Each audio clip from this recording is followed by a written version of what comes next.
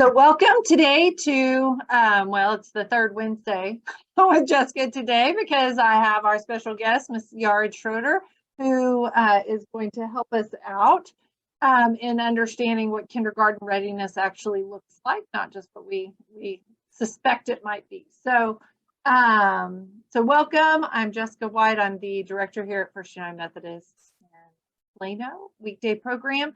And we're happy to be able to do some parent education or help y'all to understand better. So I'm going to let Miss Yared, actually, I'm going to stop sharing so that we are bigger because there's not everything we're talking about is going to be about, things we can look at or talk to. But anyway, and we'll look back at what I prepared later. But anyways, with that, Miss Yard, if you would introduce yourself and tell us about your knowledge about kindergarten readiness.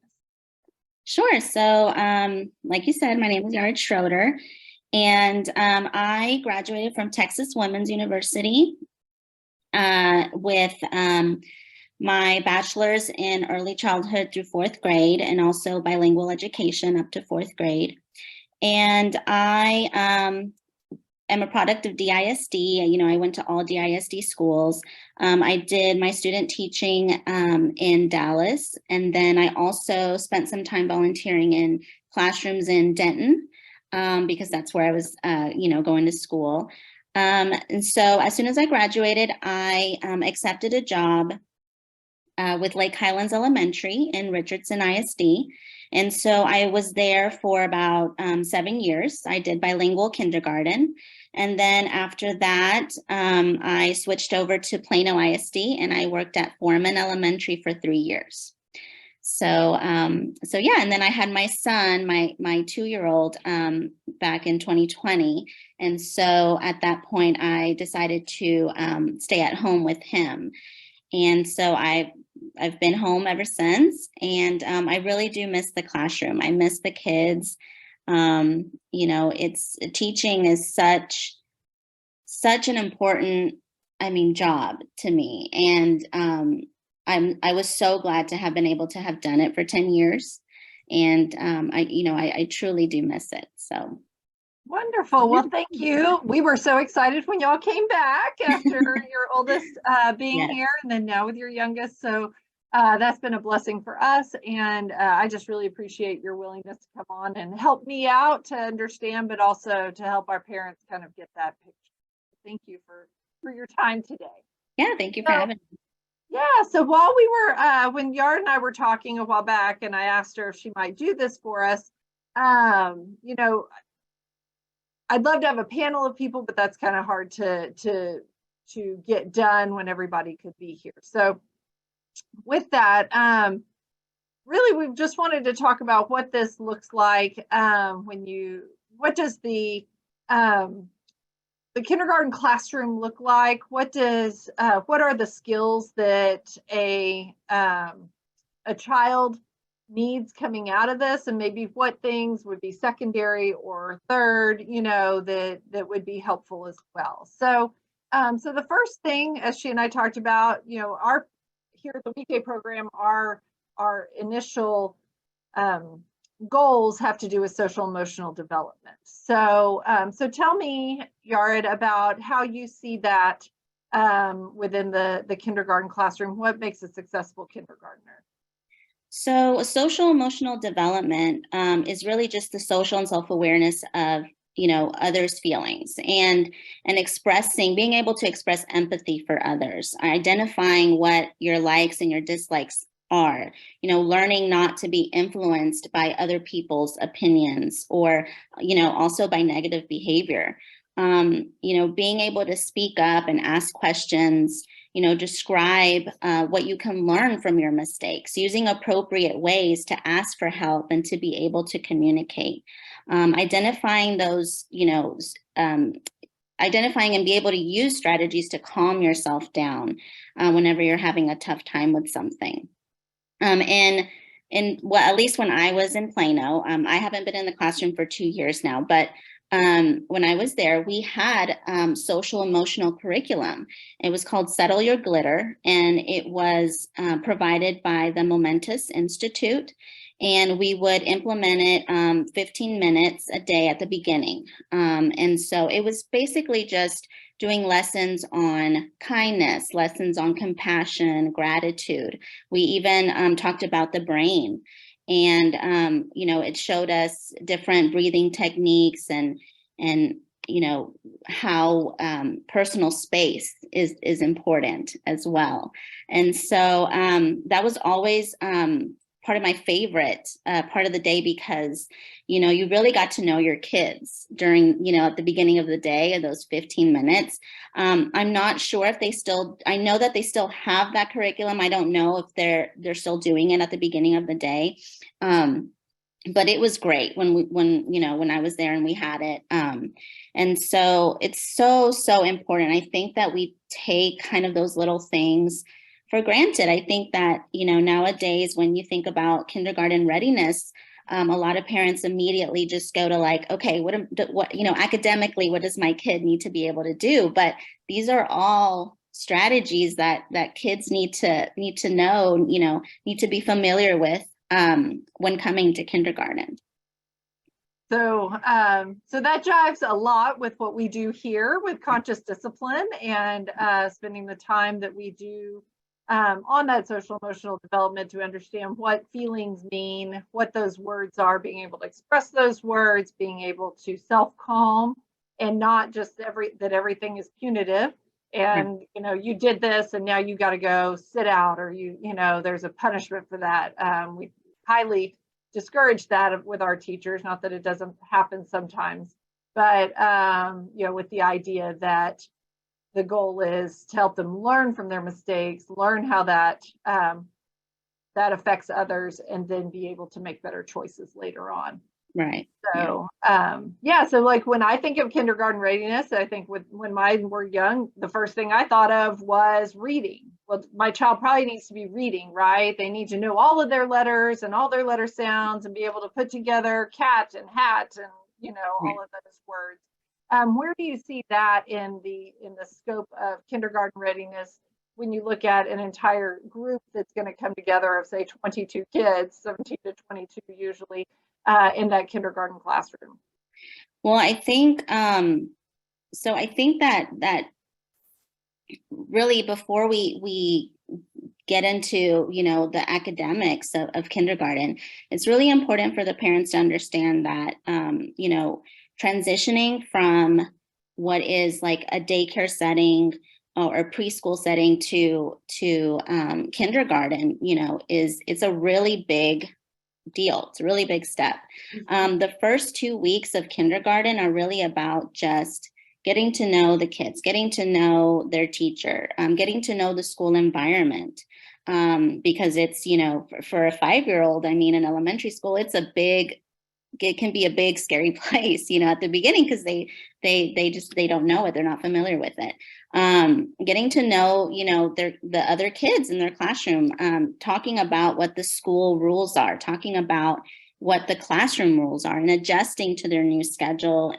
And definitely, it is a long 7 hours. And also being, waking up a lot earlier than they're probably accustomed to. So, just that's why the first 2 weeks, that's what we really focus on. Once we do that, once we get through that, then that's when we start to go into the academics. And so talking about how we start to get into that. So we always start whole group lessons, and so we really try to keep those really just like a small 5-10 minutes, because at that point their attention span is not the biggest. And so after we do that, we'll get into small groups activities, and small group activities are great for building healthy relationships in the classroom, regulating emotions, developing empathy. Like I talked about earlier, children really learn through observing how their peers solve problems and how they interact with each other. And in a mixed ability group, children can practice leadership skills, as well as teamwork. And we do that through dramatic play stations, literacy stations, math stations. And so that's really our focus at the beginning. It's not so much, okay, do you already know this? Do you already know that? It's important. It's great that they know. It's great if they come in knowing, their letters and knowing their sounds. But, I just want parents to understand that they're going to learn it. If they don't know it, they're going to learn it. I just don't want parents to really stress about it, because kindergarten really lays the foundation for the rest of their, education in life. And that's why I really, really love it so much, because we are their, their beginning. Yeah. Yeah. Right. Yeah. So you talked about that operating in a group environment. Yes. And so and that's typically where I go when I talk about kindergarten readiness is, what we know about brain development is certain things are going to solidify between ages 6 and 8, 6 and 9, and we can't push that ahead. We can't make it happen just by showing things to them earlier. That's when that symbolic reasoning comes in and things like that. Right. But we can start laying those foundations. But the bigger thing is, if they're not even in the classroom because they can't settle in, they can't sit for the right amount of time, they can't, respect other people's space, then they're not going to even have the chance to sit in the group environment in order to learn. Exactly. So that's something that I do try to work on. I remember when I was doing some of my early childhood observations, and I did go to the kindergarten classroom in Richardson, and I watched them sit in front of her for 45 minutes, and I thought, oh my goodness, no child can do this. Right. No, that's not realistic. Our goals are 15, 20 minutes at this point, and we work them up through that, especially in pre-K, into longer periods of time. But it is something to work on with our kids, is that, especially in a digital environment. Now, I think what we're seeing even more now is kids not being able to sit even for that 10 minutes. Right. Still without something in front of them, Right. And so being able to work with kids on disconnecting from those devices and being able to be entertained or be able to entertain themselves for longer periods of time would serve well in a kindergarten classroom. Yeah. You've up until, I know it's a couple of years back, but I don't think it's changed a whole lot. My understanding was that going into a kindergarten classroom, often it's about 50% of kids that have been to preschool versus 50% or so that have not even been in a classroom, even had those experiences, maybe have either been in a home environment or been with mom and dad. Awesome too. What's your experience with that? Right. So I have always taught in Title I schools. Mm-hmm. And so, with that comes a lot of other, challenges. Because I was a bilingual teacher, a lot of the kids that I had gotten had never been to pre-K. And immediately when you're a kindergarten teacher, and on that first day of school, you can tell what kids, ended up going to pre-K and what kids did not. We're working on, like, this is how we hold a pencil, and this is how we stand straight in a line, and this is how we walk in a line, and we don't, run out of the classroom. And so it's about you have a mix. And, it's so funny because you have the kids that have been to preschool, they're just kind of sitting there going, what is going on? But it is a huge learning curve. At least, for myself, when I first started teaching, I had actually thought, I'd really like to teach second grade, fourth grade. And then when I got offered the position, I interviewed really not knowing what grade I was interviewing for. And so when they told me it was kindergarten, I was like, oh, kindergarten, great. It's going to be great. And it was just nothing like, like I had imagined. But I ended up staying there for so long because I just loved it. You have such a mix of kids that are ready and kids that just have no clue what's going on. And I really love seeing those kids that have that experience, that pre-K experience, help out those kids that do not. When I was teaching,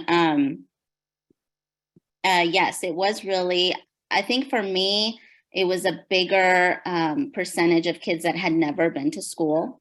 And so it was a bigger learning curve for them. But like I said, I mean, it varies, school to school. But yeah, a lot of fun times. Yeah.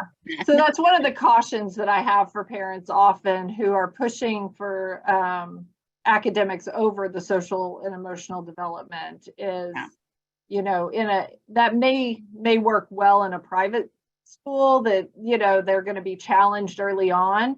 And part of you've kind of said it earlier, part of what you want out of kindergarten is for children to love school and not to hate school going into first and second grade. Statistically, I think in studies they've said by third grade, all kids, whether they went to preschool or not, that preschool advantage has caught up for those who weren't. So, I mean, you've just got a couple of years, and our goal, especially here, is that they love school, so that when they go to kindergarten, they still love school. They're not over school by the time they hit that classroom. Yeah.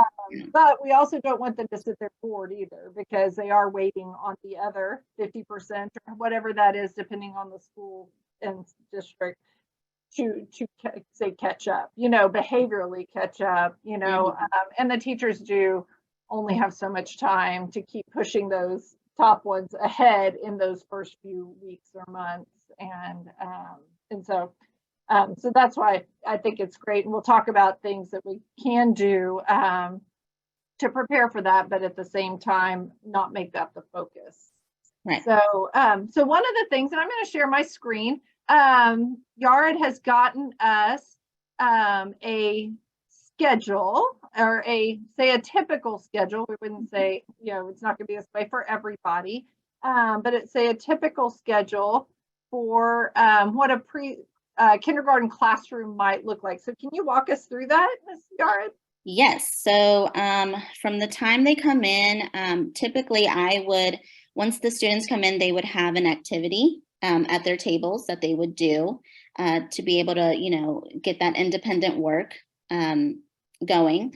And so then we'll do announcements as everybody does, and then community circle. Now, community circle can be really what the teacher wants, what she feels like she needs it to be. So it could be a lesson, a social emotional lesson, or you could do calendar. And, calendar is really important. I think that a lot of people think, oh, well, you sit around and you just talk about the calendar and what day of the week it is, but it is really important. I think at that stage, especially for 5-year-olds, their concept of time and, it's really like a weird, kind of like a hard thing for them to really understand. And so calendar really helps them get excited, for one, because I would always put in, I would have the month and, on certain days, okay, so we have a field trip on this day, and then we would count down the days, and we would have, the number line, with the numbers 1 through 100, and we would, count how many days of school we've been. And so you can make calendar just this like lesson in itself every morning, a simple math lesson. So it was great. And so then after that, then we'll go into literacy time. So language arts, typically, the teacher will start off whole group and, probably read a book, and then we'll go into some kind of lesson about, what we read, and then just responding to what we read or talking about it. Okay, now go back to your table and let's draw a picture. What was your favorite part of the book? And so, stuff like that. And then we also try to incorporate science and social studies. The day is just so packed that sometimes it's so hard to try to get everything in. But we try to, squeeze in as much as we can. And then typically, when I was still teaching, we still had recess twice a day. It's such a long day for them, and they really do need that break. And so that's why we tend to do two small recesses, and instead of just one, long recess. And it was so funny when I was teaching. You would be surprised. A lot of the kids, 5-10 minutes into us being outside, I'm tired, I'm bored. When are we going back inside? And I'd be like, we just got out here. Like I think they're so used to being indoors and being on devices that, they're just like, okay, well, what do I do now? Right. Not our kids. Yes, our kids know how to play outside. Anyway, yes, definitely. And then, so after recess, go back in and do a math lesson. So typically for math, we start off just, with one-to-one correspondence, being able to, the goal for kindergarten is being able to count from 1 to 100. Well, at least when I was still there, I'm sure it's probably the same now, but they will learn how to add, they will learn how to subtract. So we'll do a math lesson, and a lot of times we'll, just like we do literacy, where we start off whole group and then we break off into, small groups. That's a great time for the teacher to kind of have a small group at our small group table. And then while the other kids are doing small little activities that we call centers. And so math centers, they'll also have, literacy centers as well. And that's just a great way for the teacher to see, just kind of informally assess where everyone is, And so then after we do math, then they go into lunchtime, 30-minute lunch. And then right after lunch, we'll do a small recess again. And then the way that they have their schedule, they'll pack up after that small recess, and end of day reflections also is really important, just because we talk about, okay, so what did we learn today? Because, they're getting so much information. So it's always important for them to just kind of talk about what they learned. And I promise you, when you pick up your child and you say, so what'd you do today? And they're like, oh, nothing. I promise they did a lot. I promise you. And then all they'll remember actually is what they did at specials anyway. Exactly. So the last thing. Yeah, they'll be like, well, I ate lunch and then we went to recess. And then they have their specials at the end of the day, which is really a great way to kind of end the day, because by that time, by 1:50, they are pretty much done. And so being able to have, art or music class or, PE is great. Honestly, it's a great way to end the day. But yeah, it is a packed time. And then, once a week, they'll go to library for 30 minutes as well. And so they are busy. Yes, absolutely. Thank you. Thank you for getting that for us and sharing that with us. Yeah, no problem. And so it kind of gives parents an idea. So the other thing that we talked about when I was asking the office staff, what were they concerned about when their kids went to kindergarten? I feel like it was forever ago for me, but one of the things that they asked had to do with how much help the teachers are able to give the kids, even with self-help. A lot of times that's a question, like how much. And so this kind of leads into our final kind of thing before question and response, about what we can do to prepare them. How much time, what are those things that are most helpful for the kindergarten teacher who is going to have to tie 22 sets of kids' shoes and help 22 of them get their jackets on and that kind of thing? Well, we love Velcro shoes. Right. Because a lot of the times, there have been many times where they've asked me, can you tie my shoe? And then I'm like tying like these shoelaces that are like wet. I don't know why they're wet, but they're wet. And it's like, oh my gosh. So a lot of hand sanitizer, a lot of hand washing. Yes. No, but we really, really do try to encourage independence as much as we can, especially because we have a classroom full of kids that all have different needs. But of course, we're always there to, to help in any way that we can.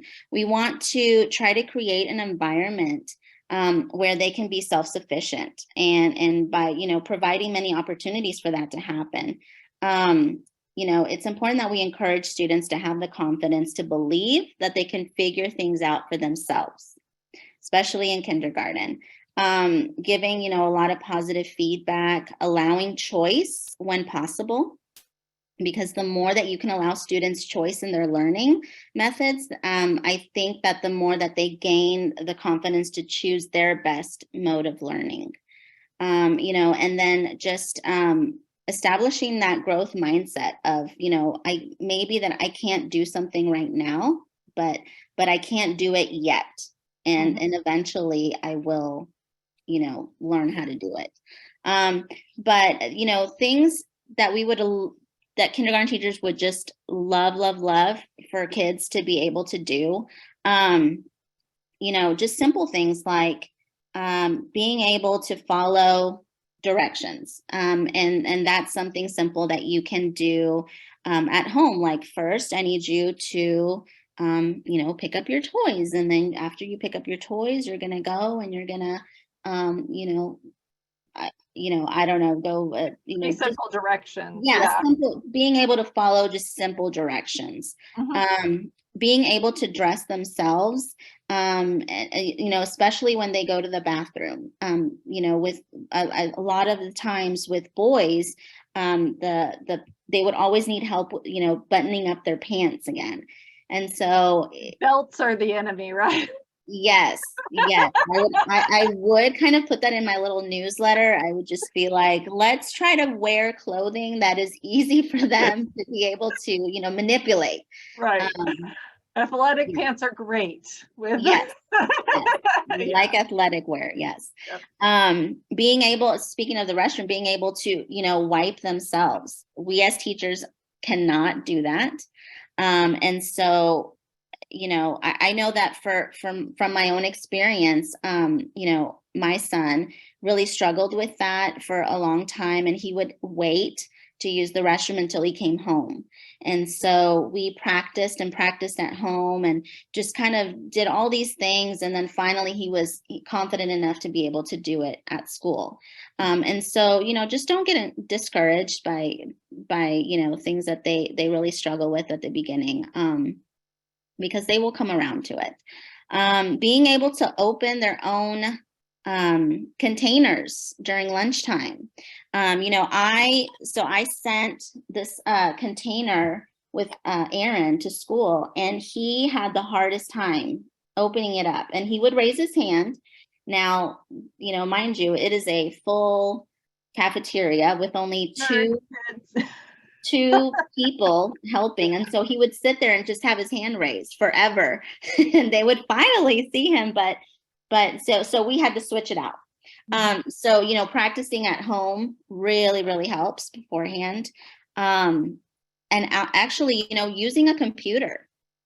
I know that they have MacBooks or not Chromebooks. I'm sorry. They use Chromebooks in the classroom. And so being able to practice using the keyboard on a Chromebook and, all of that, because I know everybody's got iPads these days. And so it's a lot different. And then being able to take care of your own personal property, like your school supplies, your backpack, your folder, your lunchbox, and making sure that all of that stuff is labeled, because the amount of things in the lost and found in elementary school is insane. It is. Ours is bad. That's really worse. Yeah. And also, when I think about that, making sure that they have a backpack that is big enough to hold all of those items is also very important. So. Yes, definitely. Practicing knowing at least one parent phone number and then their address as well. You just never know. I know the school obviously has their contact information, but I think it's good practice for them to be able to know their parents' phone number and then, their address. And then just having simple household tasks at home really helps transitioning to classroom jobs. I know that, Erin has a chore chart here at home. And so it just helps with, being held accountable and being responsible. And so that really helps a lot in the classroom as well. And then especially reading at home every single night. Erin really likes it when we read to him. And so we do read to him, but we really try to encourage him to at least read to us several times as well during the week. And so anyways, I had gotten him these little readers that I purchased on Amazon. And so these have been really great for us. They're called First Little Readers. They start off with the first level that kindergartners will start with, which is level A, and then they'll go all the way to level D, which is the goal for the end of kindergarten, for them to be reading at a level D. But these are really great. And then on Amazon? Yes, on Amazon. Okay, cool. Yeah.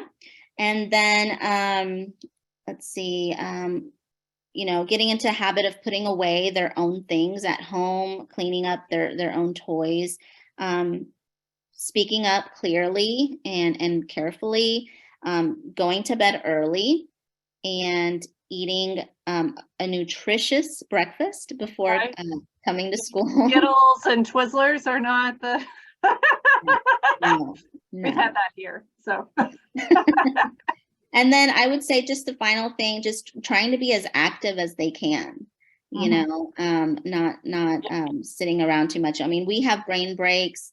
We do Go Noodle, which the kids really loved.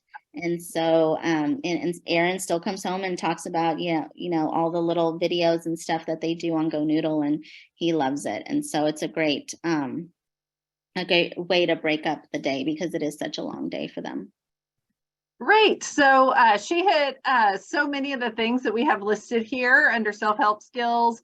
All those, the one that came up from the parent end that some of the parents that I've talked to weren't ready for was carpool line, like we help and things like that those kids need to be able to get in and out of that car seat, get in and out and do their buckles. They need to be able to open and close that car door, because whether you know or not, you'll be able to go in maybe that first week, maybe that second week. After that, you're not, as parents, they want you dropping off either at the door or at the carpool line. So make sure that you're teaching them how to navigate that. Yes. Some schools will have helpers, some will not. Yes. With that, you did make me think about activity level. And as an anecdote of my own, I was having a hard time with my youngest son being too active in class and things like that. And it hit me at the time, our kids used to walk to school. They used to have to do all these things to get to school. And so they would be able to sit. And now, they wake up, they sit for breakfast, they sit in the car, and then they come in and sit. And if you can even just park farther away and let them walk a little bit. For a while, we were biking to get that energy out, or I've known people to get mini tramps and mini trampolines and just let their kids jump on that in the morning, do something active to get kind of their blood flowing, but also get some of that energy out before they go in, because that morning time is, as she showed, that important time where they're going to be doing a lot of sitting at the first of the morning. So the more, if you can get some of that activity done prior to school, that makes a big difference in their ability to focus once they get there. And the other thing, and we've encouraged parents in the past as well, to start, if you're one of those late families that enjoys sort of getting going, and that's great. That's such a wonderful thing in preschool. We do encourage kind of the second semester towards the end to start working on getting up, getting going, getting there, getting here on time, you know, and just starting to get that routine so that they, you know, or during our summer program to do the same so that they will start getting used to, I'm not going to be able to just kind of ease into my morning once I get to kindergarten. They will be late. You will get phone calls from the school saying you got to have them here at the right time, you know, and you'll just set yourself up for a little more success if you have those battles now while they're in preschool rather than that first year of kindergarten. A few other things as far as social development. You know, she talked about how being able to ask for things from the teacher, having that bigger voice to be able to do that. And even then something we work on for sure here is how to say no when things are, they're doing what they don't like, not just fall apart and fall on the floor, but that's something from a social emotional development, that's something we are looking for children who are going on to kindergarten, is whether they have that voice, whether they're ready to say that, whether they don't, you know, do they hit back, do they fall apart every time something happens. We want to see them be able to use words, appropriate words for that situation, and then also to seek help from the teacher. Emotional skills, how to self-soothe themselves, because you know things are going to happen, and you know, and the teacher will be there and help them for as long as they can, and then got to move on. So you got to learn to be able to independently take care of that. And then the way that we use that with conscious discipline is stop, take a deep breath and relax, or you know, or smile, take a deep breath and relax. Those kinds of things. That's what we use here as our our word to think about. And then, as Yard said, just reading to them every day. Everything else is going to come along, but that statistically and in the studies, they're saying that that word gap of children who are not read can be to versus those who are read to can be as much as 30,000 words by the time that they're in kindergarten. So the more books, the more different books. That's why I love our little library out front. Take a book, bring it back, bring something else back. Just keep them reading every day will make the biggest difference in how, you know, in their preparedness for that. So thank you again, Yared. And I'm going to leave this up for a minute. And if anybody has any questions, we'd be happy to answer those for you. We'll get a little bit of silence here and let y'all ask. Unmute if you would like to.